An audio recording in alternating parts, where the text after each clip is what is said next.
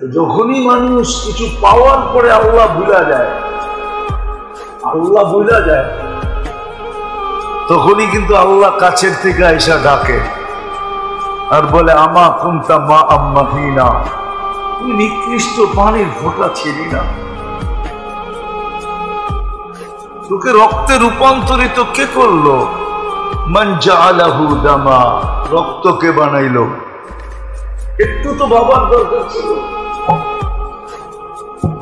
দেখবেন দুনিয়াদাররা দুনিয়া পায়া, শিক্ষিত লোকগুলা শিক্ষা পায়া, দীক্ষিত লোকগুলা দীক্ষা পায়া, পদস্থ লোকগুলা পথ পায়া আল্লাহ ভুলা যায়। বলতে বলতে এরকমও হয়, কিতাবের লেখা আছে, কেউ কেউ ফেরাউনও হয়ে যায়। কি হয়ে যায়? ফেরাউনের মতো আচরণ করে না, করে না? করে না, করে না? ফেরাউনের মতো আচরণ করে। আর এটা কিতাবে আছে, ইদা আকরাতাহু ফিন নিআমি তারাহু ফিরআউনা। আল্লাহ বলতেছেন, আল্লাহ ওয়ালারা লিখতেছেন, আল্লাহর রাসূল বলতেছে, কিছু মানুষ আছে আল্লাহ যখন তাকে নেয়ামতের ভিতরে ডুবায়া দেয়, সর্ব ধরনের নেয়ামতের দরজা যখন খুলে দেয়, ফাতাহনা আলাইহি আবওয়াবা কুল্লি শাই, তখন সে ফেরাউনের রূপ ধারণ করে। কি ফেরাউনের? কি ফেরাউনকে আল্লাহ বানাইছেন না বানান নাই? আল্লাহ ইচ্ছা করলে মানুষকে বাধ্য করতে পারতেন। মানুষের চেয়ে হাজারো কোটি গুণ বড় বড় সৃষ্টিকে আল্লাহ বাধ্য করছেন। মানুষ যার তুলনা, যার সামনে একটা পিঁপড়ার তুলনাও রাখে না, পিঁপড়ার সম পরিমাণও না।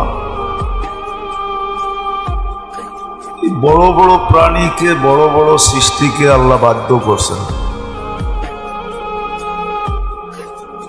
কেননা সৃষ্টির বৃত্তান্ত খুলতে গেলে বোঝা যাবে যে কত বড় বড় সৃষ্টিকে আল্লাহ বাধ্য করছেন।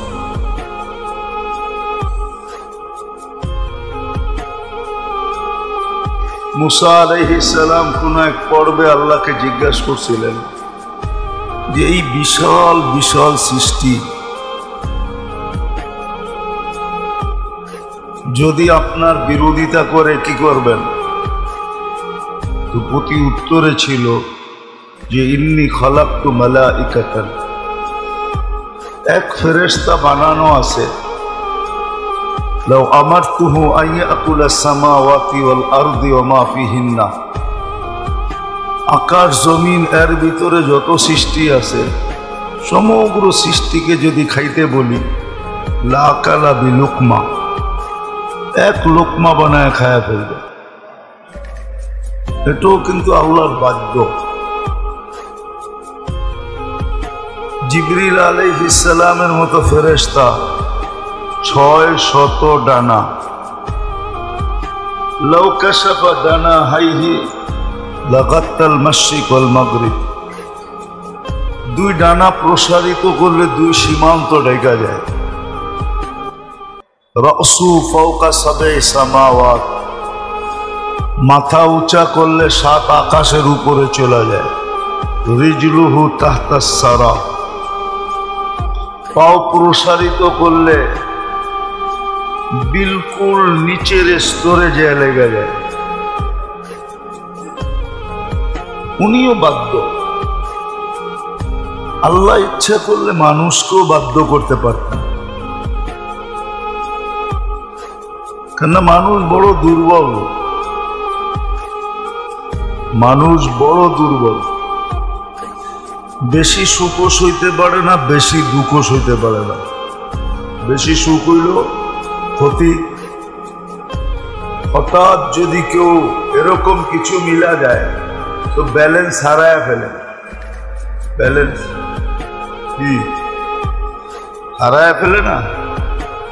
মানুষের বিপদ কেন আসে? ব্যালেন্স হারাইলেই তো বিপদ আসে, ঠিক না? কি বলেন? তো সুস্পষ্ট কথা, কোরআন এইদিকে ইঙ্গিত দিছে, ইজা মাসসাহুল খায়রু মানুয়া ওয়া ইজা মাসসাহুশ শাররু জাজুয়া। যদি বেশি কষ্ট হয় তাহলে ব্যালেন্স হারায় ফেলে, আবার যখন বেশি সুখ হয় তখনও ব্যালেন্স হারায় ফেলে। যার কারণেই মানুষ বিপদের সম্মুখীন হয়। তো মানুষ বড় দুর্বল, ইচ্ছা করলে বাধ্য করতে পারত। সমগ্র সৃষ্টি কিন্তু আল্লাহর বাধ্য, কিন্তু কোন সৃষ্টি মানুষের তুলনায় কিঞ্চিত ভোগ করে না। মানুষ যতটুকু ভোগ করে কোন সৃষ্টি মানুষের তুলনায় কিঞ্চিত ভোগ করে না। সমগ্র কিছু মানুষ ভোগ করে। আপনি বলবেন প্রমাণ? আল্লাহ নিজে বলতেছে, হুয়াল্লাযী খালাকা লাকুম মা ফিল আরদি জামিয়া, জমিনে সব তোমাদের জন্য তৈরি, তোমরাই ভোগ করো। কি বলেন? আজ পর্যন্ত কোন প্রাণীকে দেখছেন অলংকার করে করতে? কি সিলেটের বিয়ে শাদিতে গেলে তো দেখা যায় মহিলারা অলংকারের ঢের করা করতেছে, কাপড় চোপড় সবকিছু। মানুষ সব ভোগ করে, কোন সৃষ্টি মানুষের তুলনায় কিঞ্চিত ভোগ করে না। কেননা ভোগ অধিকার আল্লাহ দেনই নেই, সব ভোগ অধিকার মানুষকে দিচ্ছেন। তা সত্ত্বেও সমগ্র সৃষ্টি 24 ঘন্টা আল্লাহর গুণগান গায়। 24 ঘন্টা। কিন্তু মানুষকে যদি জিজ্ঞাসা করা হয় তুমি আল্লাহর গুণগান কতটুকু গাও, তাহলে এটার মাত্রা খুব কম পাওয়া যাবে যারা আল্লাহর গুণগান গায়। অথচ হুকুম ছিল আম্মা বিনি'মাতি রাব্বিকা ফাহাদ্দিস, আল্লাহর গুণগান সারাদিন গাও। আবার অঙ্গীকারও ছিল সমস্ত সৃষ্টি আল্লাহর গুণগান গায় 24 ঘন্টা। মা মিন শাইইন ইল্লা ইউসাব্বিহু বিহামদি রাব্বি, কিন্তু একবারও আল্লাহ এদেরকে স্মরণ করেন এটা আল্লাহ বলেন না। কিন্তু মানুষের ব্যাপারে বলছে ফাযকুরুনি আযকুরুকুম, তুমি আমাকে স্মরণ করো আমিও তোমাকে স্মরণ করব। তাহলে মানুষ আল্লাহ স্মরণের পাত্র হবে, আল্লাহ স্মরণ করবে। আবার এটাও ভাঙ্গা বলছেন মান যাকারানি ফি নাফসি যাকারতুহু ফি নাফসি, যে আমাকে মনে মনে স্মরণ করবে আমিও তাকে মনে মনে স্মরণ করব। ওয়া ইযা যাকারানি ফি মালাইন, যদি কোনো মজলিসে আমার আলোচনা করে স্মরণ করে, তো আমি তোমাদের চেয়ে উত্তম মজলিস ফেরেশতাদের মজলিস বা আরশের নিচে যারা বিচরণ করে কারা বিজ্ঞান, এদের মজলিসে আমি তোমাদের আলোচনা করব।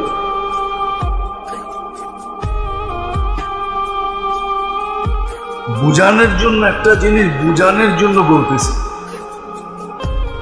ভালো মতে ধ্যান দিয়ে শুনলে বুঝে আসবে, নাহলে বুঝে আসবে না, মাথার উপর দিয়ে চলে যাবে। আর সময় তো আমাদের জন্য অপেক্ষা করবে না, ঘড়ির কাঁটার উপরে কারো কন্ট্রোল নাই, জীবনের গতির উপরে কারো কন্ট্রোল নাই।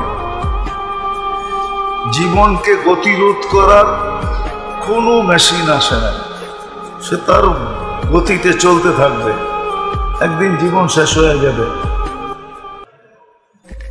আফসোসের কারণ হয়ে দাঁড়াবে। যেমন হাদিসে আছে জান্নাতে সুমধুর আওয়াজ উঠবে, তো জান্নাতীরা ছুটে বাহির হবে, এত সুন্দর সুমধুর আওয়াজ কোত্থেকে? মুসিকির আওয়াজ। তো ফেরেশতারা বলবে তোমার উত্তরের জান্নাত থেকে। জিজ্ঞাসা করবে কোনো অনুষ্ঠান? অনুষ্ঠান না, স্বামী স্ত্রী খাটে বসা এপাশ ওপাশ করতেছে। এপাশ ওপাশ বোঝেন তো কি? আরে বিয়েটা না বুঝলেও তো বিয়েটা বুঝবে, ঠিক না? ওই খাটের থেকে আওয়াজ বাহির হইতেছে। মুসিক